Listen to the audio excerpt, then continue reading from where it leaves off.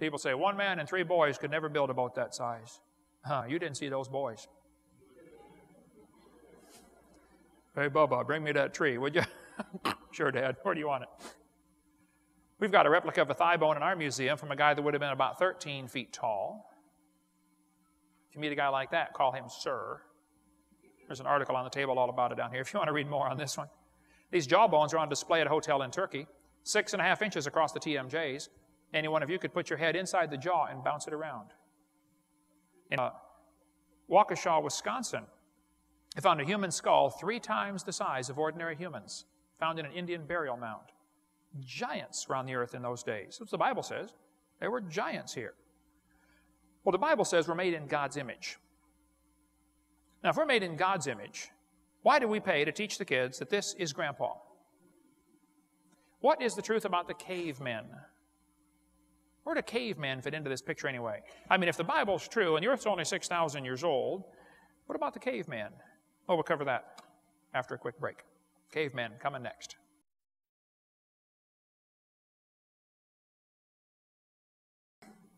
Well, thank you for joining us. We're going to continue now talking about the Garden of Eden and what it was like. On seminar part 2B here, we're going to talk about the cavemen and quite a few other topics.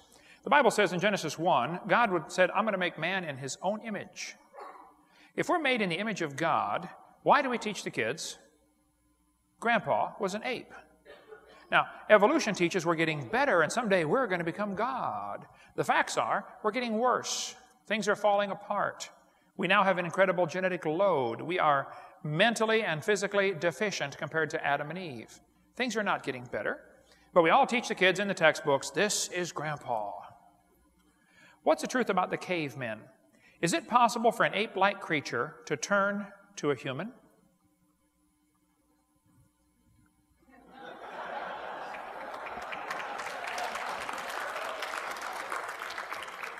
Well, it depends what you mean by caveman, okay? There are people today who live in caves, okay? We don't call them half ape, half human. There's the world's most wanted caveman right there, Osama bin Laden. There's a former caveman. I think someone's trying to make a monkey out of us. Was your ancestor an ape-like creature? I don't think so. Let's talk about a few of the so-called cavemen. We could spend hours on this topic, but we got more to cover here.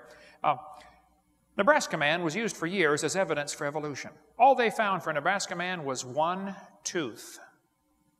That is the entire Nebraska man right there. 1 tooth. Then they built an entire man from that 1 tooth and later made him a wife. Now you have to really be good to know what his wife looks like from his tooth. Okay, but these are professionals. Don't question them, okay? They know what they're talking about. Later they found out the tooth actually came from a pig. There's the real Nebraska man right there. How about Piltdown man, named after the gravel pit it was found in Piltdown, England. Somebody took a human skull and an ape's jaw, they filed them down and fooled everybody. In 1912, they discovered the Piltdown man. It was in the New York Times. Darwin theory proved true from the Piltdown man. It was going to be used in 1925 at the Scopes monkey trial as part of the evidence for evolution.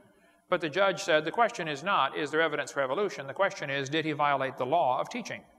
So he was found guilty of breaking the law. The teacher was John T. Scopes down here in Dayton, Tennessee. But Piltdown man was a hoax. Somebody had taken an ape's jawbone and a human skull, broke the TMJs off, made them fit together, and fooled everybody, filed the teeth down. For 40 years, it was in the textbooks as proof for evolution. It was a fraud, exposed as a fraud. 1953. Neanderthal man is still in your textbooks, used in your town here in Knoxville, Tennessee. But it's been proven years ago it cannot possibly be a missing link. Long story about the Neander Valley, named after Joachim Neander, that wrote the song in the songbook, Praise to the Lord, the Almighty, the King of Creation. Great godly man.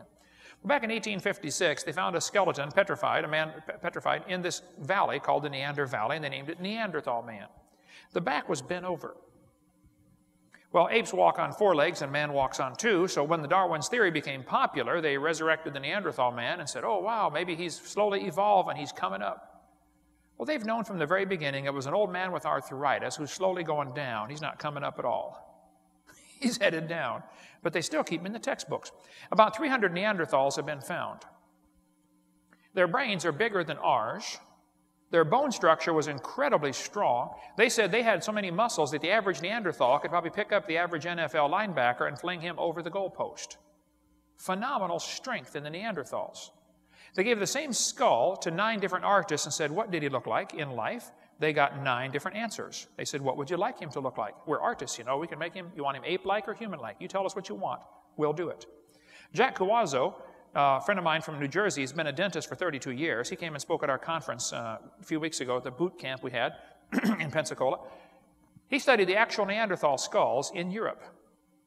He said these Neanderthals are just perfectly normal humans that are living to really great age. See, before the flood came, the people lived to be 900. After the flood, lifespans dropped off to 400, and then 200, and then 100. But that's still a long time to live. And it's a simple fact, the bones of your eyebrow ridge never stop growing. So if you could live to be 300 or 400 years old, your eyebrow ridge would stick way out. People today that use their jaws a lot, like the Aborigines in Australia, are always using their jaws as a vise. They don't carry a toolbox with them. Their eyebrow ridge sticks out really far because of the chewing muscles. It pulls on the bone. The Neanderthals are perfectly normal human that are living to be 200 or 300 years old. That's all they are. Their brain's bigger than ours. They're not subhuman at all. They're just really old human. There's an Aborigine on the far left over there. See the eyebrow ridge sticking out? That's from chewing or using your jaw muscles a lot. There are a lot of different shapes of head. You could line up the folks in Knoxville, Tennessee and prove evolution just by the shape of the skull and drive downtown. You'll see what I'm talking about, okay? There's Cro-Magnon man, still used in the textbooks, yet it's perfectly normal human. Why on earth is that considered a missing link?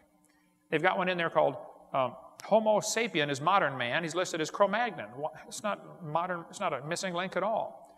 One they've got in there now is called Australopithecus afarensis. That was proven wrong in 1973.